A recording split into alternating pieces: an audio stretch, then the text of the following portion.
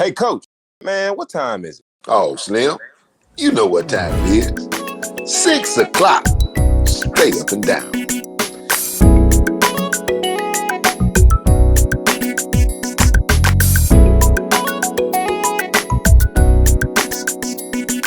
It's HomeSpun Sports with Coach John Montgomery. Sports talk with a twist of down-home wisdom.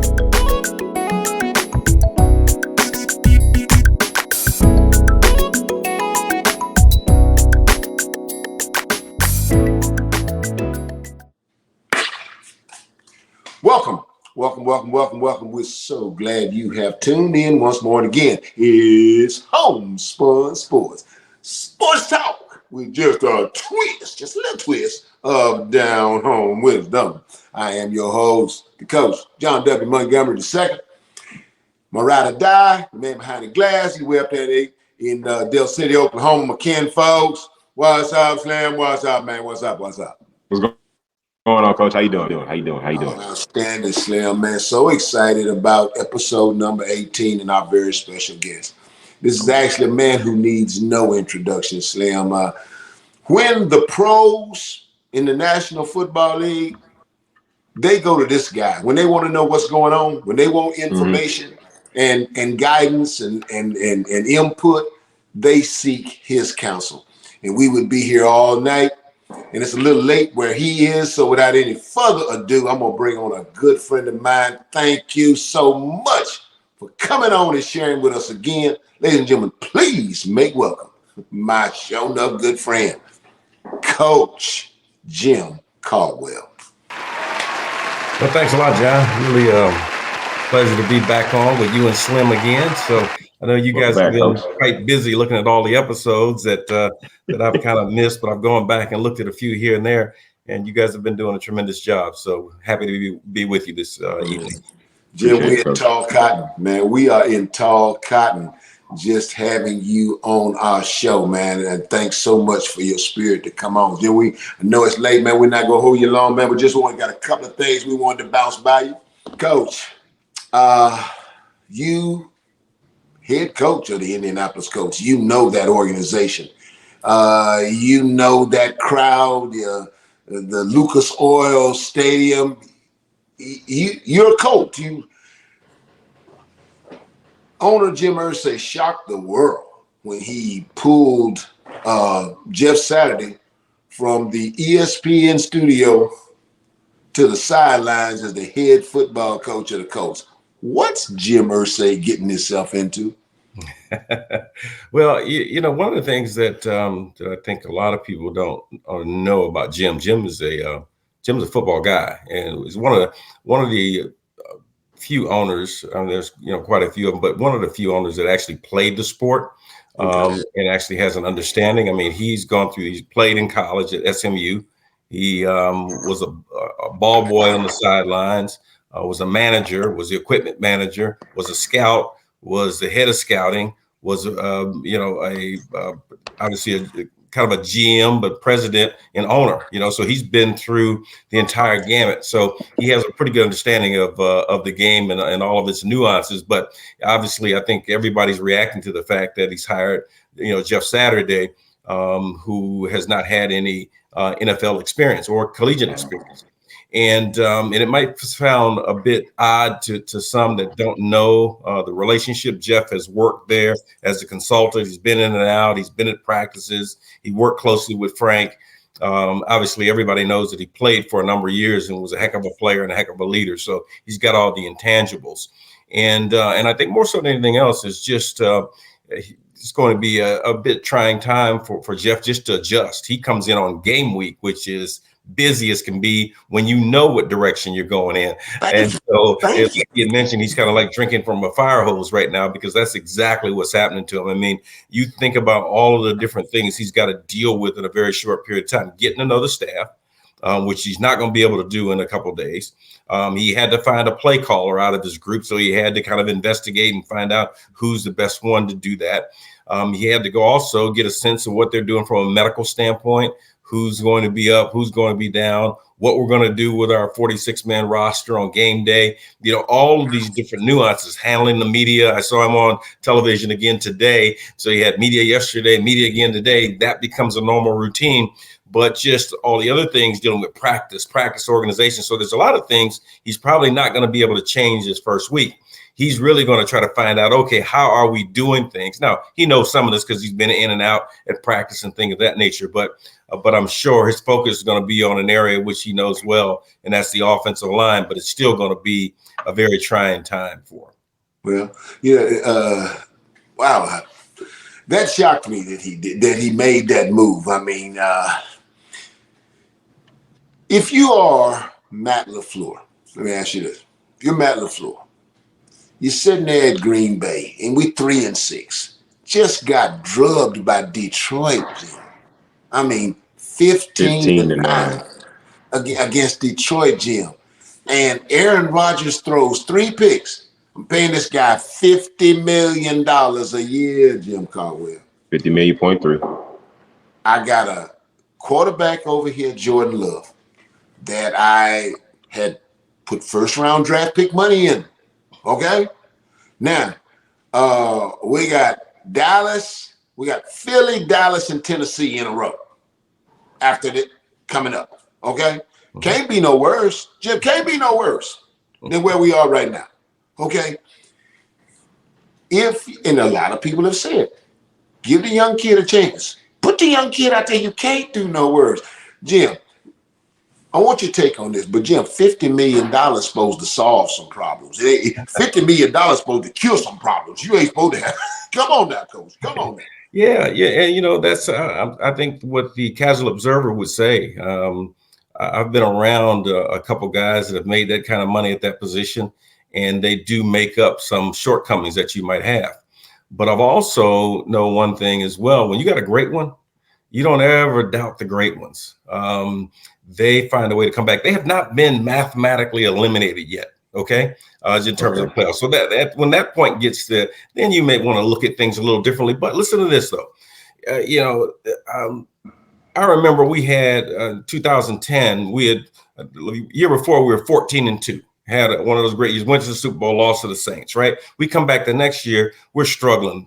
And we get to the point where we battle ourselves back to even, where we had to win like our last 6 games. So we were 4-4, had to win our last 6 games in order to get into the playoffs.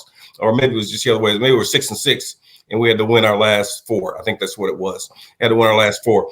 And so everybody's kind of counting us out. But one of the games we played earlier, just a little early in the season, we had a bunch of injuries. We talk about the receivers that he has playing for him, right? I'm talking about Rodgers right now. He's playing with, with Matson, with Drubbs. Watkins is always in and out. He's kind of hurt. Lazard, is he back? Not back. But they're young guys. So one game we had against Denver in 2010, Reggie Wayne was hurt. Pierre Garçon was hurt. So Peyton, all we had basically was a couple of young guys. We had a guy, Austin Collie, which really, I think that game he made his name because he caught 12 passes and a couple of touchdown passes as well. But we had another guy named Blair White that stepped up. You ever heard of Blair White? Yeah, the name vaguely, yeah. Not me. But he played in the league only 2 years. He's an orthodontist now, okay? So his career didn't last very long in the league. But the point was he stepped up in that particular ball game and a couple more ball games during that stretch to help us out when we needed it. So I fully anticipate and expect these young guys to step up at some point. You just don't give up on one of the great ones. The guy was MVP last year and the year before that, right? No question. So you don't give up on him give up on this mission, this particular season, like Mark Murphy said, until you've been mathematically eliminated. Then you might take a little different look at it. But even though at that point in time, I think you should consult that quarterback and ask him whether or not he wants to sit down, because I think he'd earned the right to do just that. So, Coach, Jim, we 10 weeks into the NFL season. In your opinion, your take, what have we moved forward? What we got to look forward to? And if you can wrap up these 10 weeks, what's been happening? What's been happening, Coach? Yeah, well, I mean, first of all, other than a few teams, obviously you're looking at Philadelphia, who has an unblemished record at this time. The Cowboys, New York, they're playing the Giants and the Jets obviously are playing extremely well. But there's a lot of sort of mediocre football going on. There's a whole lot. Even though the games are tight, the games are not that polished. Now, why that is, I'm not certain, but there's not a whole lot of quality football week in and week out. But there are some teams that are playing extremely well. So what you can anticipate is we used to have this old saying that if you can get to 500, if you're sitting at 500 when you're cutting that turkey on Thanksgiving Day, you got a chance. You got a chance to get in the playoffs. Okay. And so I think you're going to look at these right now. Remember, I think last year's Cincinnati was 5-4, exactly where they are right now. And they got hot. Okay. Look for the team that's going to get hot right about now. Those are the teams that make a difference. In the 2 Super Bowls that we won, we got hot.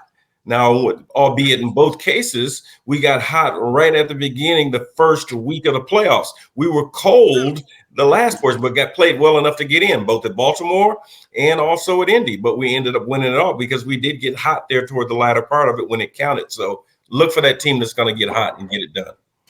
Okay, Coach. So he talked about getting hot. Okay. That NFC South, you're a coach of color, and you've been an advocate for coaches of color. You got to tip your hat to what Coach Wilks is doing in Carolina. I know Coach only counts in horseshoes, hand grenades, and dancing, but Jim, they're a different football team now with Steve Wilks in there than they were with Matt Rule. Oh, there's no doubt about it. I mean, he's doing a really good job, and he's got the guys playing. They're playing with some enthusiasm, some spirit, some effort. And had it not been for a mistake by one of the players, DJ Moore, they would have had another victory tagged on to that, where obviously I think he'd be in the running, because at that point in time, obviously they moved up the rankings and get themselves in a little bit better position to do some damage. But nevertheless, it's hard to win a game, but you can't give them away. But Steve Wilks is doing a great job, and I hope that continues. I do too, man. I do too. Jim, on the college scene, before we let you go, appreciate you coming on our show, man. On the college scene, there's some young guns out there. It's some young gunslingers. It's about 5 or 6 of them. You got that boy Hendon Hooker from Tennessee. You got, of course, Bryce Young at Alabama. There's a quarterback where you were former head coach at Wake Forest. That Hartman kid can play. You got, of course, C.J. Stroud. You got Caleb Williams, Bo Nix. The kid Bo Nix at Oregon and had been at Auburn. Any one of those guys caught your eye? And if so, which ones impressed you the most, or one that you'd like to coach? Give me your take on this. There's a number of them. CJ Stroud, I think, is just an extremely talented guy. He's got size, arm. He can move. He's mobile.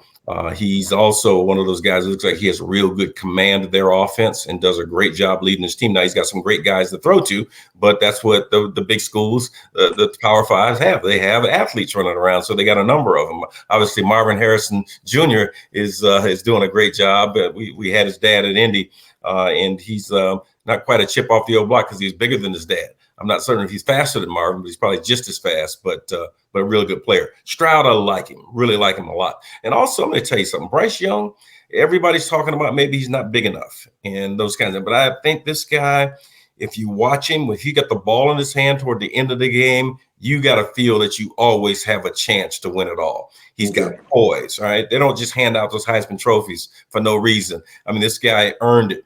And I think without question, he's one of the top guys. He'll play in the league too. Hendon Hooker, you mentioned, I like what he's done. He had one little blemish there, obviously, against Georgia, but I think you'll see him bounce back. And then obviously the young guy, Lewis, who is at Kentucky, Will Lewis, is another guy that has some ability. And the other guys you mentioned, you didn't mention Anthony Richardson. I like him too. Okay.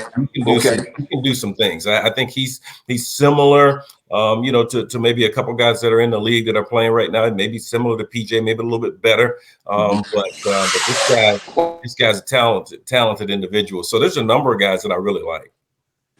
Last question. I got to ask you this because there's an organization that I know you're very familiar with and is dear to your heart. And their head coach is a comrade of yours, John Harbaugh, and the Baltimore Ravens. And I don't mince my position. John came on our show. We had a ball having him. In fact, the John Harbaugh episode kicked off season 3. And I don't mince my position. I'm for the Ravens. Okay? I'm for the Ravens. I have blind prejudices about the Ravens. But I sensed a couple of times watching the Ravens that Lamar is pressing. Okay, I sensed it just that, and I even told John. I text John. I said he's pressing. I think it's about their contract. Y'all ought to go somewhere and just sit down, talk like men, tell him let the game come to you. Blah blah blah blah blah. When you sense it, and you're a quarterback man, how do you calm a quarterback down and coach him up, and so he won't press? How do you do that? That's number one, that's a difficult task. Fortunately, I was there a few weeks back. They had the reunion of our Super Bowl team, 10-year reunion. So I was there, and I had a chance to go to practice on Saturday. I had a chance to go to the game. Had a chance to see Lamar operate up close and personal. And he's a pretty special individual. Everybody knows, right? Oh, no question. Ain't no question about that organization from top to bottom, from their owner, Steve Bisciotti, to Eric Acosta, to DaCosta, to Ozzie, to John, on down through. Those guys know how to build a winning team. Ain't no question. They know how to build a winner. They understand that. So they have dealt with these things before. And a young guy that's pressing like that, well, he's pressing because there's a lot of money on the line. I mean, you'd be pressing too. You all these things would kind of be running through your head. And it's difficult. And it just takes constant sort of reinforcement in terms of, hey, we're going to get this thing done. We're going to get it done the right way. We're going to see if we can find a way to, they couldn't get it done before the season. But I think it's just a constant reassurance. Let this guy know, hey, we're going to take care of you. But maybe we just got to take care of you within the parameters of what we can do financially, right? But nevertheless, I don't think they're going to let that guy go anywhere. He's just they're not. That's the thing about the league. That when you have, guys that make it in the league and play for an extended period of time and play extremely well, they have some things that are extremely unusual. And this guy has size, he has speed, he has toughness, he has a good enough arm to make you obviously respect it because he can hurt you. But when he gets out in open space, he can make you miss. He can do some things that you just don't see very often. So I think since Michael Vick, right? Right. And but nevertheless, I think all in all, they'll be able to calm him down. And particularly now they're on a little bit of a winning streak. I think you'll see him let this game come to him. He started to let it come to him already. Perhaps maybe your text to John had done just that because he's playing. Hey, listen, man. I hold your friendship in the highest esteem. And I certainly hold John's friendship in the highest esteem. Jim, thank you again, my brother. Words cannot convey the debt of gratitude that I have for the relationship that I've had with you over the years. You've returned my calls when I call you and you're busy. You text me and tell me, holler at me tomorrow or some other time. But you always, man, hey, man, I want you to know how much I appreciate it. And God bless you, my brother. I'm looking for you back on them sidelines, dog. Well, you never know. It might happen. They might give an old man a job here down the line somewhere. If I can all I got to have to do is just fool one guy, the owner. That's it. Well, listen, and pro football will be the better for it. No question about it. Because you're an astute football mind, but more than that, you're a man's man. And I certainly hope and pray that you get another shot, my brother. God bless you, Jim. Thanks, man. Appreciate it, man. Thank you. Take care, Jim. Thanks, Coach. Man, it was a ball having Jim Caldwell on our show again, Slim. Man, dog. Oh, man, that was big time. That was big time, man. It was. Hey, Slim, man, think about that, dog. 2 straight weeks, Doug Williams. Then the next week, Jim Caldwell. Boy, you can't tell me God ain't good. Ladies and gentlemen, one more time, will you please make welcome? It's time for Slim to pick them. Go ahead, Slim. Pick them things, bro. The championship of the Southern Intercollegiate Conference, the Benedict College Tigers, they're 10-0, versus versus Tuskegee, who's 8-2. Chinnisberry is taking on Reginald Ruffin. Benedict College is ranked 8th right now in Division II. Reginald Ruffin returns as he's going back as his head football coaching days at Miles College. 11 SIAC championship games, 7 of them he's won. It's at Charles Johnson Stadium, Coach.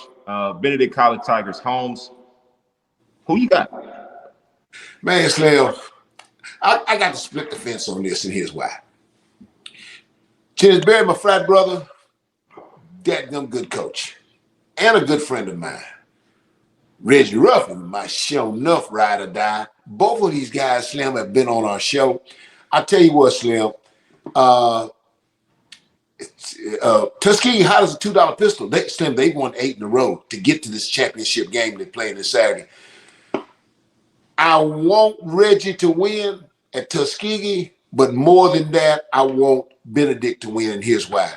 Benedict, like you said, is number 8 in the country. Slim, they're going to be in the tournament for the Division II National Championship, and there has not been an HBCU to play for an NCAA championship since Florida A&M did it in 1978. So for that reason, I want Benedict to win. Okay, Coach.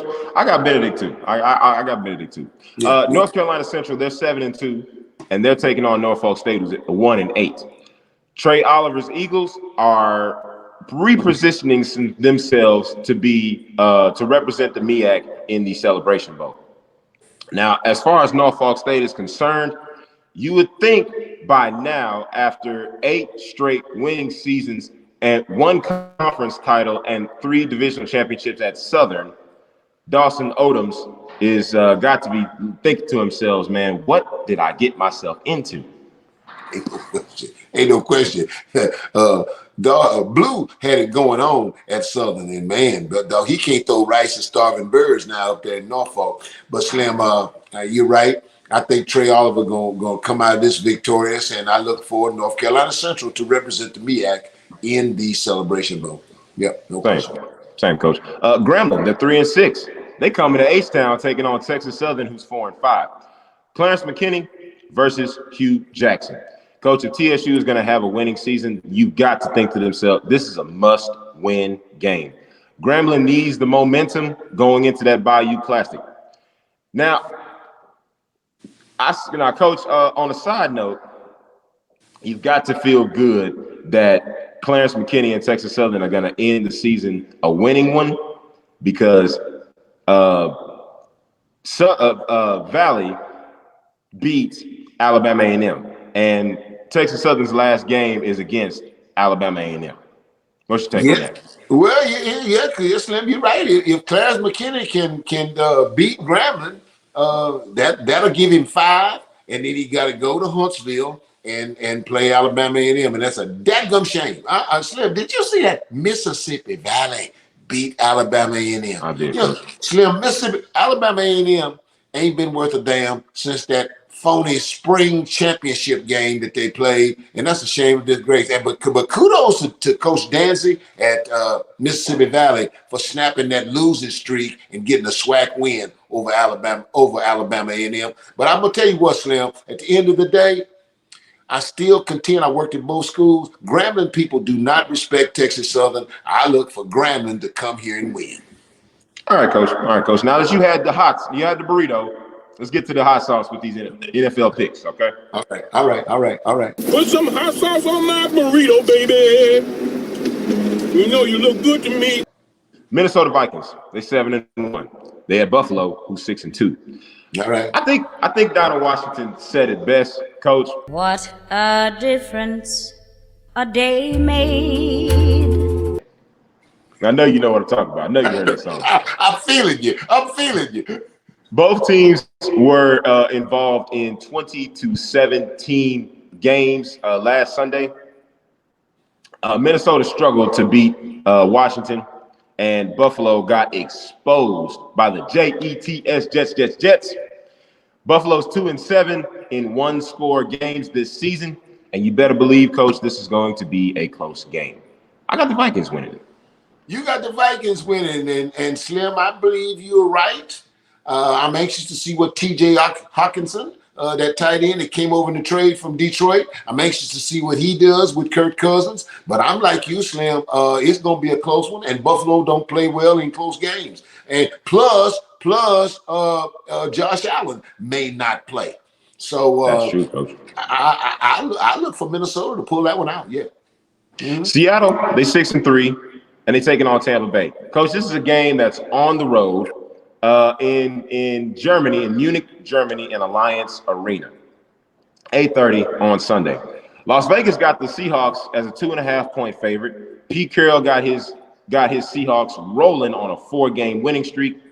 This is going to be a big test for Todd Bowles and that Tampa Bay defense. Coach, they held the Rams to 4 of 15 on third down conversions. I'm talking about the Buccaneers. In your opinion, who wins this game? Todd Bowles and that defense played lights out.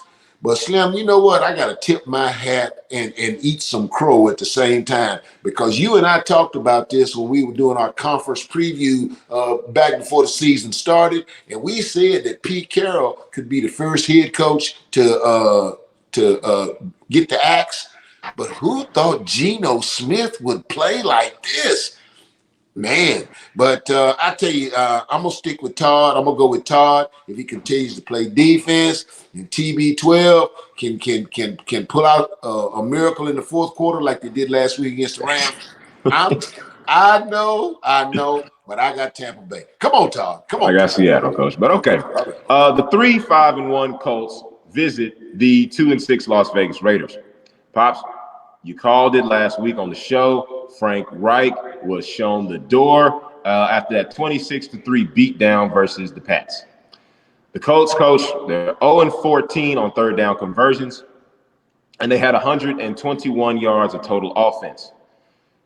Robert Israel is Coach. Thank you. He replaced the head football coach with Jeff Saturday, an analyst on ESPN.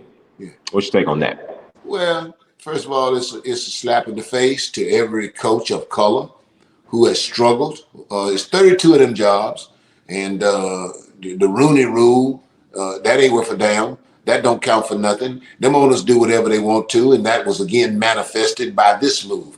I ain't got nothing against Jeff Saturday. I think Jeff Saturday is a good man. I ain't got nothing against him. But, hell, Slim, any coach, black or white, who has worked his butt off to put in the time, grinding, to have a shot to be a head coach in the National Football League, this move by Robert Irsay is a slap in their face. Any way you slice it up. I ain't got nothing against Jeff Saturday. I hope he does well. But man, come on now. That doesn't make sense, Coach. No. But in college world, Coach, in the FBS, I know you saw them polls. They came out again. But the new flavor of the week for the rat poison says that Georgia is back at 1, they're 9-0. Ohio State's at 2, they're 9-0. Michigan's at 3, they're 9-0. And TCU's at 4, they're 9-0. Tennessee's at 5, they're 8-1. Oregon's at 6, they are 8-1. LSU's at 7, they're 7-2. University of Southern California is 8 at 8-1, and Alabama is 9 at 7-2, and Clemson is 10 at 8-1.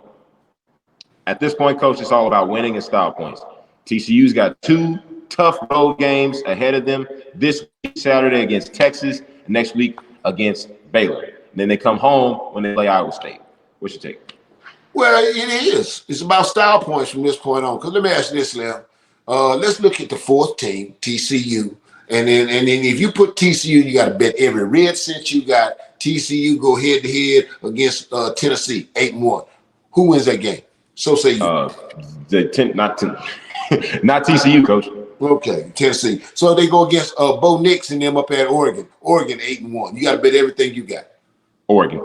All right, so then they go against LSU, and LSU 7-2. But if you put TCU against Brian Kelly and them Bengal Tigers, 7-2 LSU against 9-0 TCU, right now, who wins that football game? LSU, coach. LSU. All right, USC, Southern 8-1. Cal. Southern Cal. Okay, all right. Then you got Alabama. Okay, you got to play Alabama. And you know Nick Saban mad as a wet hen because he know he ain't in the tournament, but he's sitting up here 7-2, and you put them against TCU. Who wins that game? Alabama. Thank you. And then finally Clemson. All right. Clemson. Rest in peace, Dabo. You took a L. They dropped you down to 10. But if they met TCU head to head right now, who wins? Clemson. Well, there you go. And I think you're right on all them picks. So it's all about style points for TCU. Frankly, I don't think they're going to navigate through the next two tough road games.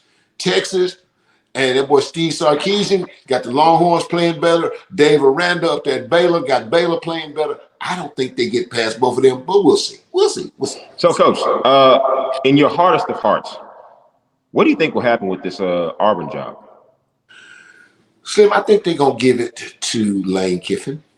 I certainly do. But I tell you what, dude, Slim, let's do this. Let's reverse it. Why don't you reverse it? Okay? Okay.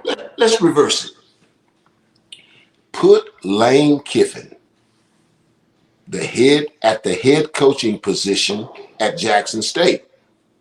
Right now. Lane Kiffin was the head coach at Jackson State. Do you think that he could have signed Travis Hunter?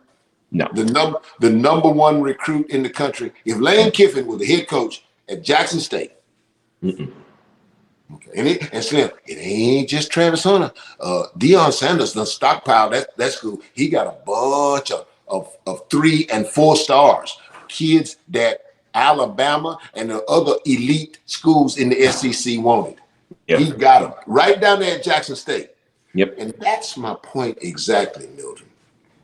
Because, see, Deion Sanders is not the gamble. He's not the risk. You know what Deion Sanders can do. He done already showed you that he can get the kind of black athlete, the elite talent, to come to an HBCU. He's proven that. You don't know that about Lane Kiffin. Slim, here's the thing. Understand something. People lie, numbers don't. Ole Miss ain't beat Alabama since 2015. Okay? And the last time Ole Miss beat Alabama, Lane Kiffin wasn't there. Hugh Freeze was running the show. And Hugh Freeze signed Robert Condici, just like Travis Hunter, Robert Condici, the number one recruit in the country. Then you got Larry Tunsil. Thank you. Larry Tunsil, the number one offensive tackle in the country. He came back and signed Laquan Treadwell, who was rated the number 5 wide receiver in the country. And then he came back in the same class and he signed that boy Antonio Connor, who was the number 4 rated safety in the country. Now, Slim, and all 4 of them young men look like me and you, okay? So and they weren't there on room, board, books, and tuition, Coach. And thank you very much. And that made itself very evident because they came in, the NCAA came in there and threw the book at Hugh Freeze and the Ole Miss Rebels. Put them way in the jail, probation jail. Absolutely. Understand something.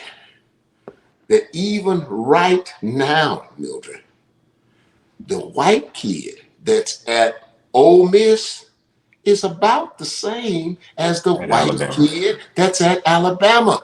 The difference, Slim, is the soul brother that's at Ole Miss. Slim, he ain't the same soul brother that's at Alabama. He ain't the same soul brother that's at Georgia. He ain't the same soul brother that's at LSU. You and your people. Slim, Bear Bryant proved that. When in 1970, he was smart enough to understand, I got to get these good black players on my team. So he brought John McKay and the Southern Cal Trojans to come out there and whoop his ass so he could integrate his football team, so he could get them good black players. That's what you win with. That's what you win with. Yeah. So Coach, so it's like we talked about in our meetings, Coach. You think that Coach Prime should, if Auburn is hesitant to offer him the job, there was an iconic football program that if Auburn says no, that Deion should definitely look into. And we talked about it in our meeting. Exactly. Yeah. And if Auburn is hesitant and they don't hurry up and offer him that job, the Bible says, Slim, the Bible says they that wait upon the Lord, and Deion ought to just wait upon the Lord, because I'm going to tell you something, Slim.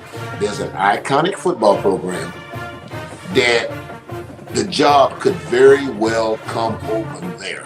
Okay? And I'm going to give you a hint. Slim, I'm going to give you a hint as to what school that is. 2025. And that's all we need to say. And that's all you need to say. And that's it. That's 2025. Because let me tell you something, Slim. Let me tell you something. This we know. The University of Oklahoma can't beat Baylor in Norman right now. Right now they can't beat Baylor. And Slim, they going smack dab up into Africa. Hell, Slim, understand something, Slim.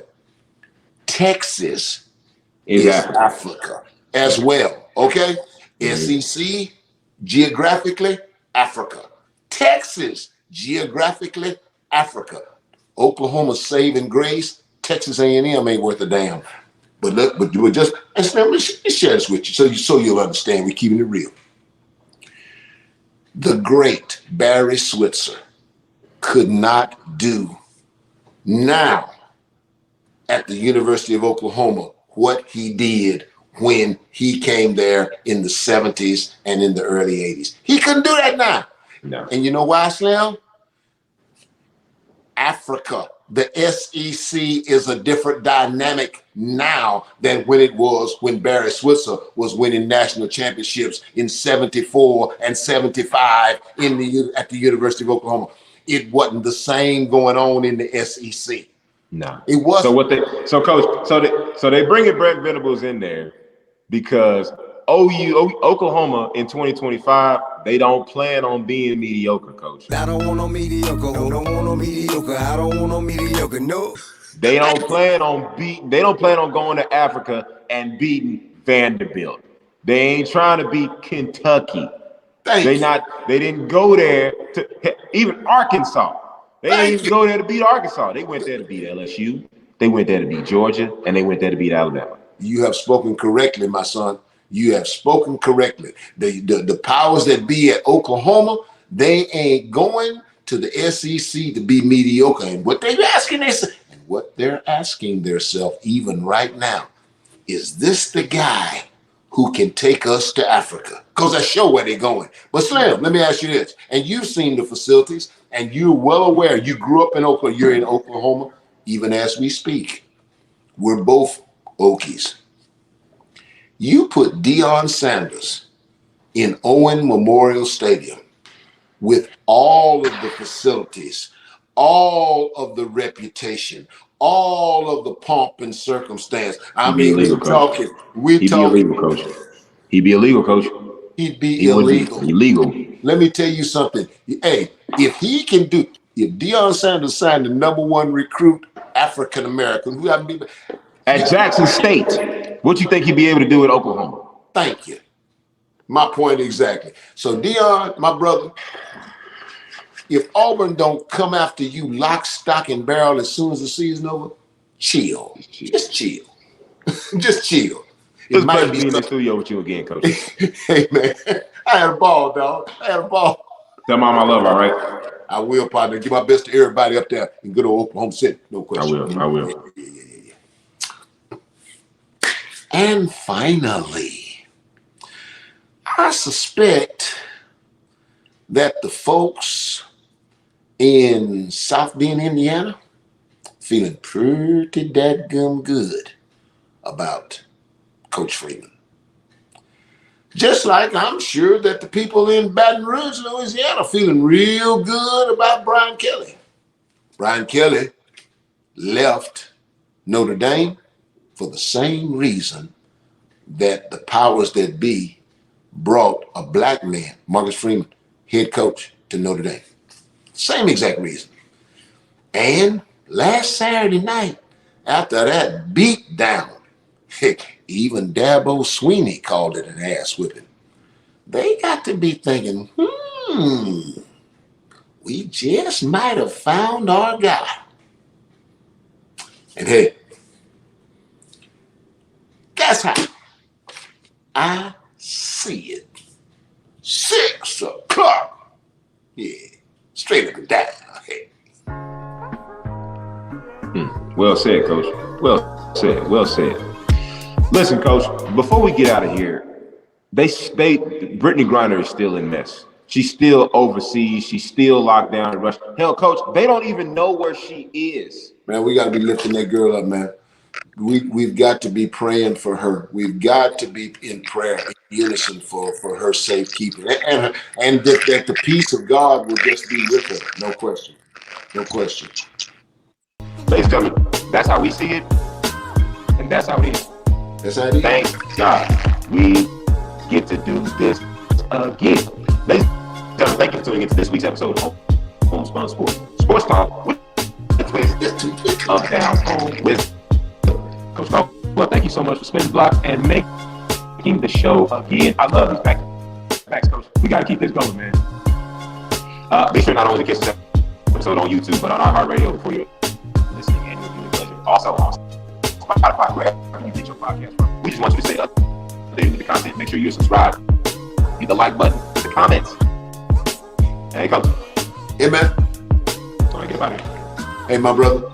Until the next time, which will definitely be yours and mine. What he said.